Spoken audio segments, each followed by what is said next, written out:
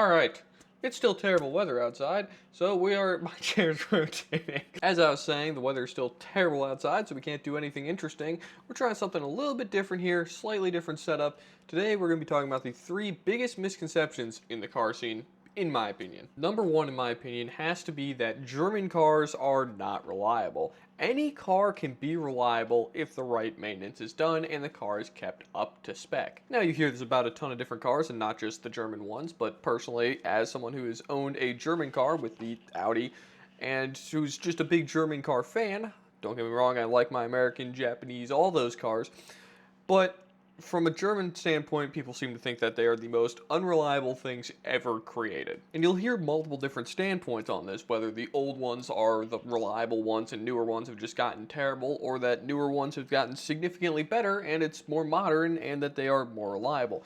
And I have to say, both of those are right to an extent. Now, a common misconception is the difference between reliability and the actual process and cost of the repairs. Now with that, people will just kind of smash them into one big thing and say, oh, the reliability's terrible, when it's realistically just, if something goes wrong on the car, it's going to cost an arm and a leg because every single piece of the car has to come apart to fix it. Now that is not just for German cars, that is for a lot of American cars, a lot of Japanese cars, and any car brand realistically is built in a similar manner to an extent. Now what I mean by that is that every car has its weird little trick that is way too problematic for some unknown reason, because a lot of cars are built to be put together and not really thought about the process of taking them apart.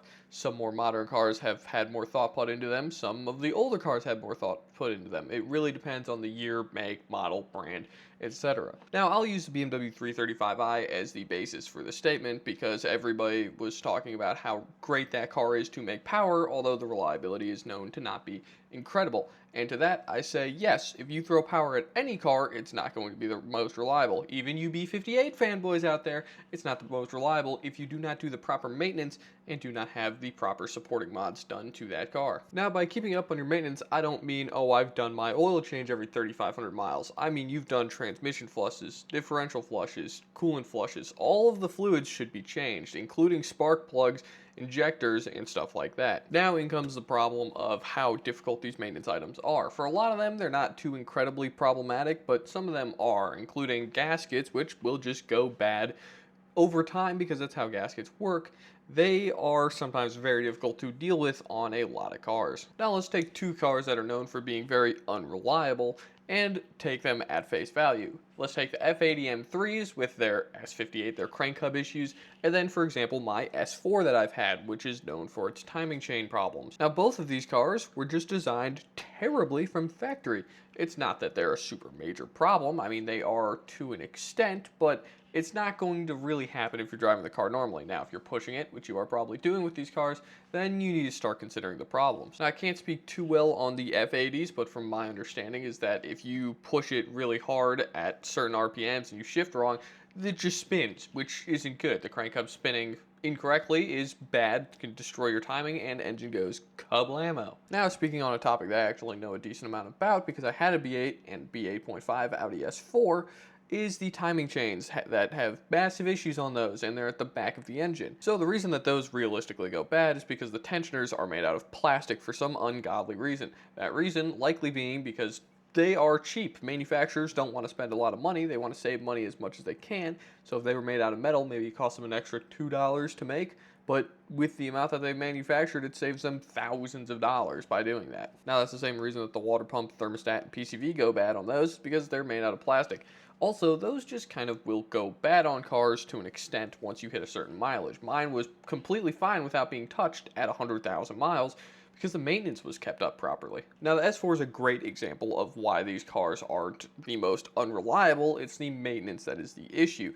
For example, the timing chain being at the back of the engine means that the transmission needs to come out of that car and the engine needs to come out of that car to be able to access that timing chain. Now, while the actual chain and all the parts for it itself are probably $100 to $200, the actual process with labor and all of that is going to be around $3,000 that I've seen from quotes. And that's just because it is so insanely complicated to pull everything apart, because the manufacturers don't know what they're doing when it comes to needing to replace these parts in the future. Now, I can't really put a ton of blame on a manufacturer for not expecting something to be replaced at 100,000 miles and thinking that far ahead, but maybe we stop using plastic parts and charge like an extra $7 for our cars. Now, before I move on to number 2, I'm curious on what you guys think some car scene myths are, because I'm sure I'm missing a lot of them considering I am only doing 3 in this video. So drop a comment on what you think some are, and maybe I'll make a part 2 to this if you guys actually like it for some reason. Number 2 is more for some people outside of the car scene themselves, and it's that the rich people with nice cars are all totally bad people. Now, before I really got into the car scene, I was around people who weren't in the car scene, and they always thought that, oh, these rich people, they're so cocky and arrogant, and they just go to these shows to show off their cars.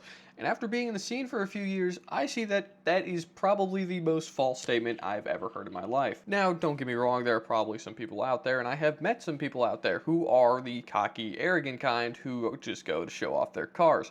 But 98% of those people aren't like that. These people are just like you and me who enjoy cars and want to go hang out with people who like cars and show their cars, their passion, with other people who don't get to see these things too often. For example, I now know a lot of the exotic car owners in the area. I've talked to them personally. I have spoken to them at car meets, away from car meets, and they are some of the most genuine people I have ever met. Man, I am even in an Instagram group chat with every McLaren owner in the area, and I currently only drive a 2005 Toyota Corolla.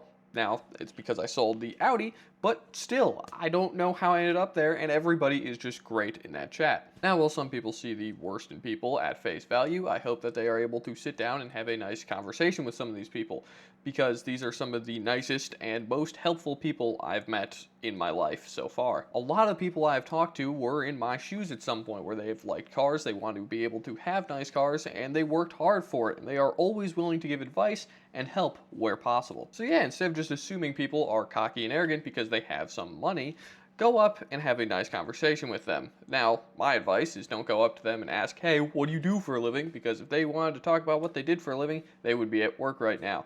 Go up, talk to them about their car, because realistically, that's what they're for. Heck, even tell them about your car, and I'm sure they'd probably be interested about it. Now, I almost never do this, but I'm going to beg for subscribers now. Please! Alright, well, that's enough of that. Now, number 3. This might be a hot topic for a lot of people, but Porsches are not just hype cars. Now, I know this is a really hot topic at the moment because people think that, oh, Porsche GT3 RS, it's just a hype car. That's the only reason people buy it.